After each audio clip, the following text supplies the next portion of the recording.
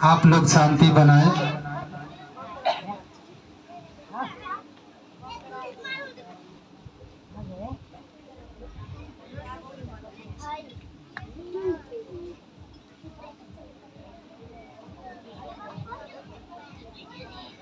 कथा अष्टावक्र मुनि की कहने जा रहा हूं।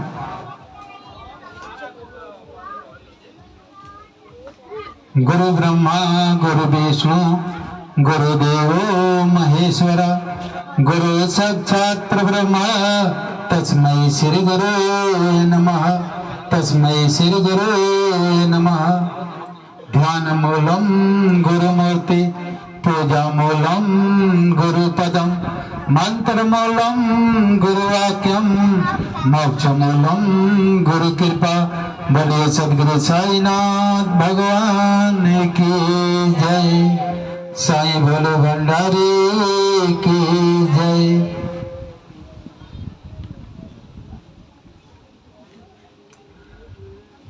कथा अष्टावक्र मुनि।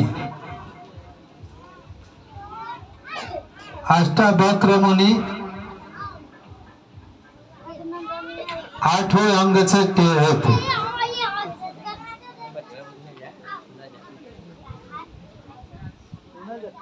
उनके पिताजी कहोड़ मुनि थे। अष्टावक्र मुनि के पिताजी बहुत वक्ता और ज्ञानी थे। वेद शास्त्र उपनिषदों गीता का रामायण का ऐसे वक्ता थे।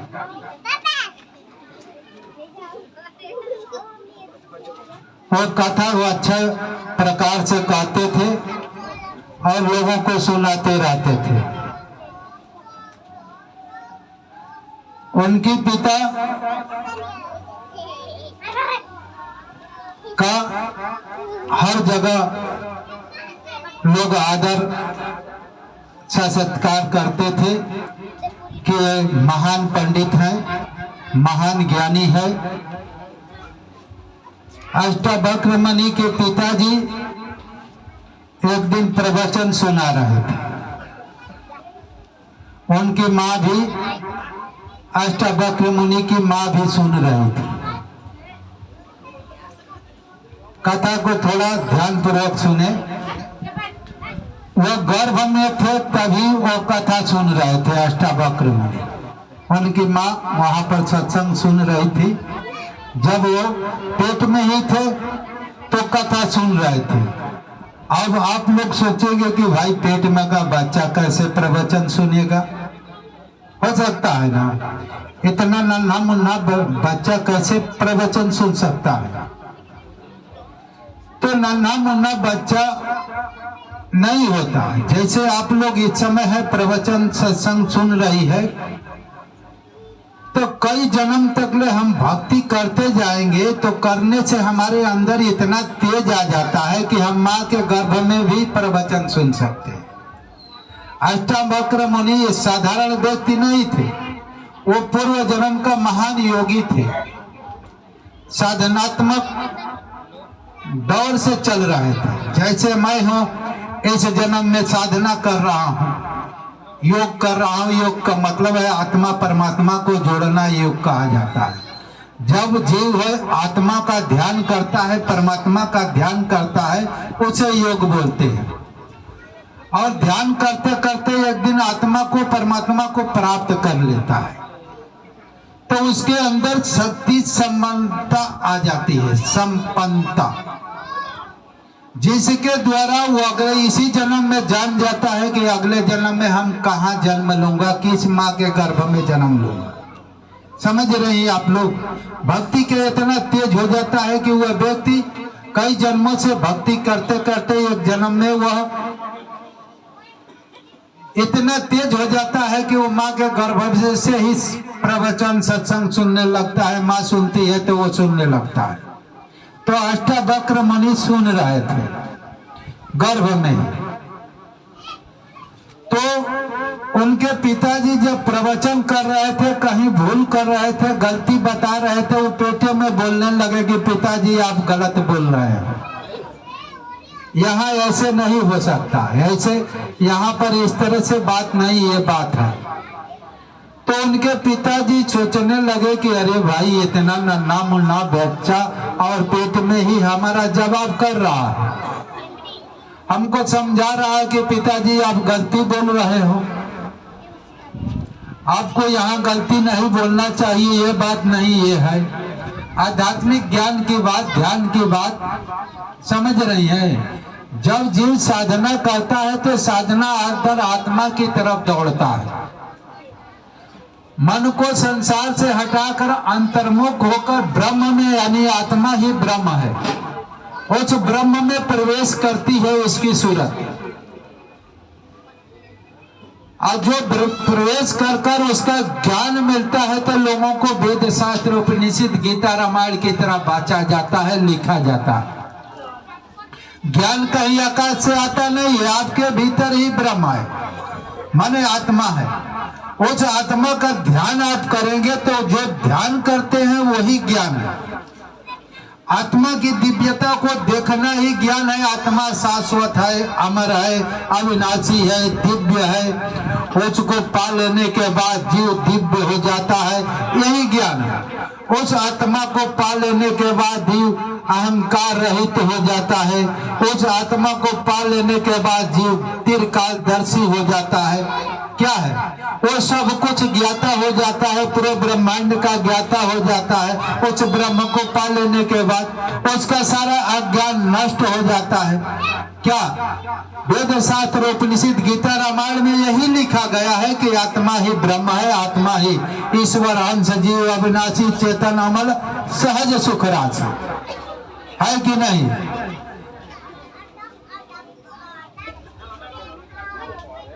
तो वो बताने लगे कि पिताजी आप यहाँ ब्रह्म का जो सूत्र बता रहे हैं गलत है। तो बोल के पिताजी खिसी आ गए। आई वो कथावाचक थे, कथावाचक जो है किसी का बात नहीं मानता है। जब हम ब्रह्म को देखेंगे तो हमारा अहंकार, जब हम अहंकार रहित भक्ति करेंगे तब न हम ब्रह्म को देख सकते हैं।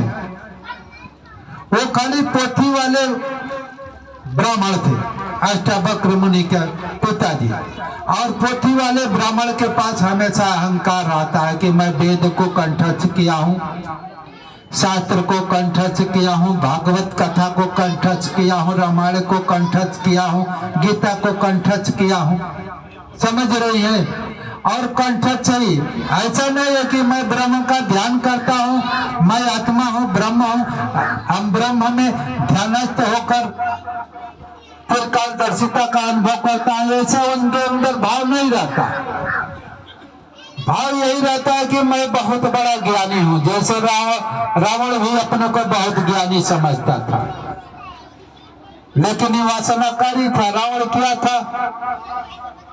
वेद शास्त्र उपनिषद गीता रामायण हर चीज पढ़ा हुआ था, बहुत से शास्त्रों को पढ़ा हुआ था, लेकिन पढ़ा हुआ पोथी वाला पोथी पट जगमुआ पंडित भया न कोई, 28 अक्षर प्रेम का पढ़े जो पंडित हो। जिसके अंदर अहंकार रहे तो जो भक्ति करता ब्रह्म में प्रवेश करने की क्षमता होती है, वही व्यक्ति जो है त्रिकालदर्शी होता है। पोथी पढ़ने वाले हमेशा अहंकार में जीते हैं। अब वो शराब दे देते हैं अपने ही पुत्र को, कहते हैं कि जाओ तुम अभी से हमारे साथ जबान लड़ा रहे हो, मैं तुझे शराब देता हूं कि 8 हमसे टेढ़े हो जाओगे। अब वो गर्भ में ही अष्टावक्र मुनि जो है टेढ़े हो गए, 8 हमसे बामुच चलते थे, हाथ भी टेढ़ा हो गया था, पैर भी टेढ़ा हो गया था, कमर भी कुबर हो गई थी। समझ रही हैं? आज भी वैसे पोथी वाले ज्ञानी हैं, बहुत से हैं। ब्रह्म तक पहुंचा हुआ महापुरुष को वो समझ ही नहीं पाते। ज्ञान से कुछ होता नहीं है, निराभिमान से ब्रह्म को जाना जाता है। तो अष्टावक्र मुनि पैदा हुआ, पैदा होने के बाद पालन पोषण हुआ और वो हमेशा ब्रह्म का ध्यान करते थे, ईश्वर का ध्यान करते थे। बहुत बड़ा ज्ञानी थे। एकांत में रहते थे, कहीं जंगल में एकांत में ध्यान करते करते कई दिन बीत जाता। तो उनके राजा जनक की एक बार सभा में ऐसा हुआ, एक बंदी था, बहुत बड़ा ज्ञानी था, उससे जो शस्त्रार्थ में हरा देगा तो उसको मोहमांगा धन दिया जाएगा। तो उस मोहमांगा धन के लिए इनके पिताजी भी गए कि भाई मैं बहुत शास्त्रों का अध्ययन किया हूं, मैं भी चलकर हरा दूंगा बंदी को और बहुत बड़ा धन पाऊंगा, बहुत ज्यादा धन पाऊंगा। अब क्या हुआ कि भाई जो भी हराने जाता था हराएगा नहीं तो भाई वो कारागार में डाल दिया जाता था। अब वो कारागार में सड़ता रहे। समझ रही है आपको? आप समझ रही है ना? अब वो तो कारागार में उसका जवाब नहीं दिए अष्टावक्र मुनि के पिताजी। अब कारागार में जाकर कैद हो गए। अब इसके बाद अष्टावक्र मुनि सुनते हैं कि भाई हमारे पिताजी कई दिन से दिखाई नहीं देते हैं, कहाँ चले गए। तो उनकी माँ उनको बताती नहीं थी कि ये भी जाएंगे तो ये भी जेल हवा खाने लगेंगे। समझ रहे हैं आप लोग? ये भी जाएंगे अपने पिताजी को छुड़ाने और सवाल जवाब करेंगे कि हमको पिताजी चाहिए, तो ये भी हार जाएंगे तो एक बच्चा टेढ़ा मेढ़ा वो भी हमारे साथ छोड़ देगा। तो पूछते पूछते एक दिन बोले कि भाई हमारे पिताजी दिखाई नहीं देते हैं, माता बताओ, मैं पिताजी का सौगंध देता हूँ, आप बताइए। और माता को बताना पड़ा कि भाई ये बात है, राजा जनक के सभा में गए हैं और वहां पर चुनौती है कि जो ये बंदी को हरा देगा उसको मोहमांगा दाम दिया जाएगा, धन दौलत दिया जाएगा। उसी धन के लालच में वो चले गए और चले गए और जो जवाब है सवाल का जवाब नहीं दिए तो कारागार में बंद है। तब इसके बाद कहते हैं कि मैं जाऊंगा और अपने पिता को छोड़ा कर लाऊंगा। पिताजी को जा रहे हैं वहां पर। अब आप लोग थोड़ा सुनिए शांति पूर्वक, आप देखिए अष्टावक्र मुनि क्या कह रहे हैं। जब राजा साहब के दरबार में जा रहे थे तो जो दरवेश होते हैं सिपाही कहते हैं कि भैया आप कहाँ जा रहे हैं, आपको भी मरना है क्या, जेल में सड़ना है? कह रहे कि नहीं भाई हम चलेंगे, हम जवाब देंगे, जो सवाल क्वेश्चन होगा मैं पूरा जवाब दूंगा। ये कह रहे कि अरे भाग जाओ नहीं तो तुम भी जाकर सड़ोगे। तो कहते हैं कि हम हमारी चिंता मत करो कि मैं सड़ूंगा, ये टेढ़ा मेढ़ा व्यक्ति तुम हो, कैसे उससे जवाब दोगे? तुम्हारे कोई योग्यता नहीं है, दिखाई दे रही है। बड़े बड़े तिरे पुराकार लगाए हुए वहां पर जटाधारी गए हैं और जवाब नहीं दे पा रहे हैं, सब जेल में चढ़ रहे हैं और तुम जा रहे हो सवाल का जवाब देने के लिए। कहे कि हमारी चिंता मत छोड़ो भाई, हमको जाने दो। बंदी की इतना हिम्मत नहीं है कि हमारे सवाल अब मैं उसके सवाल का जवाब दे सकूं। अब बात सुनने गरजे तो छोड़ दिए, बीच में गए और जहां पर गए तो उनकी राजा जनक की बहुत बड़ी सभाएं लगी हुई थी। समझ रहे हैं आप लोग? एक से एक विद्वान वहां पर बैठे थे, एक जटाधारी गेरुआधारी तिरा पुराकार लगाए हुए विद्वान बैठे थे और वो विद्वान देखकर और राजा अष्टावक्र मुनि को हंसने लगे कि अब ये चले हैं चिड़िया चली पहाड़ उठाने। समझ रही है? चिड़िया चली पहाड़ उठाने, बड़े बड़े विद्वान बहाल जाओ गधा पूछे कितनी बात, समझ रहे हैं, और ये चली है पहाड़ उठाने। तो अब देख कर अष्टावक्र मुनि जी चल रहे थे, भाई उनका तो भाई हमने वही साला टेढ़ा था, सबको टेढ़ा था, और वहां पर विद्वान बैठे हुए हंसने लगे इनकी टेढ़ी चाल पर, समझ रहे हो, पूरा जोर से ठहाकारा मारकर हंसने लगे, और हंसे तो अष्टावक्र मुनि भी हंसने लगे। तो राजा जनक जी पूछते हैं कि भैया आपको तो देखकर सब हंस रहे हैं, लेकिन आप क्यों हंसे हो? राजा जनक जी कह रहे हैं कि भाई आपको देखकर सब ये विद्वान हंस रहे हैं, लेकिन आप क्यों हंस रहे हो? तब उसके बाद राजा जनक जी से अष्टावक्र मुनि कह रहे हैं कि महाराज आपके दरबार में चमारों की भीड़ लगी हुई है, चमारों की भीड़ लगी हुई है। और राजा जनक जी का कान खड़ा हो जा रहा है कि अरे भाई ये कैसा विद्वान है, कैसा व्यक्ति है, जितने ये बड़े बड़े विद्वानों को चमार बना दिया, बड़े बड़े ये विद्वान बैठे हुए उनको चमार बना दिया। अब पूछ रहे हैं कि अरे भैया क्यों इन लोगों को चमार बना दिया, क्या बात है? ये तो देख रहे हैं कि भाई ये हंसते हैं कि आप आए हो, हम सब बड़े बड़े विद्वान बहाए आप आए हो और जवाब देने के लिए। तो कह रहे हैं कि भाई चमार नहीं है तो क्या है, चमार को चमार नहीं कहा जाएगा तो क्या कहा जाएगा? हमारी चमड़ी को देखकर ये हंस रहे हैं, हमारी ये चमड़ी को देखकर हंस रहे हैं।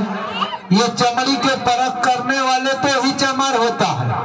मैं ब्रह्म हूँ, मैं आत्मा हूँ, मैं अविनाशी हूँ, मेरा नाश नहीं होता है, इस तत्व में इनकी स्थिति नहीं है, मैं ब्रह्म हूँ, इस ब्रह्म का मैं ध्यान करता हूँ, मेरे को ये पहचानने की इनके अंदर क्षमता नहीं है। ये सिर्फ चमड़ी को देखकर हंस रहे हैं कि ये 8 अंग से टेढ़े है, तो ये चमार नहीं है तो क्या है? हाँ ये चमड़िए तो कुब्बर है, चमड़िए तो टेढ़ा है, तो ये चमार नहीं है तो क्या है? जो चमड़ी का परख करता है वही चमार है। ये 5 भौतिक तत्वों को ये देखकर हंस रहे हैं। अग्नि वायु जल पृथ्वी आकाश से बना हुआ यह तत्व को देखकर हंस रहे हैं। मैं ब्रह्म हूँ, मैं आत्मा हूँ, मैं अविनाशी हूँ, मैं ईश्वर से अभिन्नता प्राप्त किया हूँ। ऐसे जगह इनकी पहुँच नहीं है, यह बाह्य वस्तुओं को पहुँच है, आंतरिक जगत में प्रवेश करने की इनके पास क्षमता नहीं है, तो ये चमार नहीं है तो क्या? आंतरिक जगत मतलब कि आत्मा के जगत में प्रवेश करने की जिसके पास क्षमता होती है ध्यान करने की, वही ब्रह्म है, वही ब्राह्मण है। जो ब्रह्म का ध्यान करता है वही व्यक्ति ब्राह्मण है, और जो चमड़ी का परख रखता है और चमड़ी का ध्यान करता है वो चमार। ये चमार नहीं है तो क्या है? राजा जनक भी सोचने लगे कि ये तो महान व्यक्ति लगता है। अब बंदी के साथ शस्त्रार्थ हुआ और बंदी बुरी तरह से हारा, और वो अपने पिताजी को छोड़ा कर लेकर आए। पिताजी जब घर पर लेकर आए तो वो अपने शराब से मुक्त किए, और ऐसा कहे कि मैं अपना शराब वापस लेता हूँ, और मैं कहता हूँ मैं इनका पिता हूँ, मैं धर्म पर हूँ, तो इनकी सारे अंग सीधे हो जाए। अष्टावक्र मुनि का हाथ पांव सारे सीधे हो गए, समझ लीजिए। हाई वो भी तपस्या करते थे, लेकिन ब्रह्म से बहुत दूर थे उनके पिताजी, आत्मा से बहुत दूर थे। वो भौतिकवादी पुजेरी थे, और अष्टावक्र मुनि अध्यात्मवादी पुजेरी। अध्यात्म किसे कहते हैं?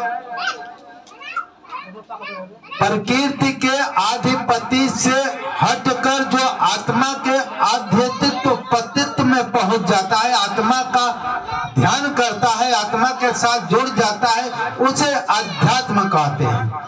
जो नश्वरता को त्याग कर शाश्वत पदार्थ का ध्यान करता है आत्मा का, आत्मा ही अध्यात्म है। तो अष्टावक्र मुनि अध्यात्मवादी थे और उनके पिताजी भौतिकवादी थे। तो जो व्यक्ति आत्मा का, ब्रह्म का, ईश्वर का ध्यान करता है वो आध्यात्मवादी है, ब्रह्मवादी है। और जो नकली वस्तु का ध्यान करता है वो भौतिकवादी है। उनके पिताजी क्या थे? भौतिकवादी सेवक थे, साधक थे।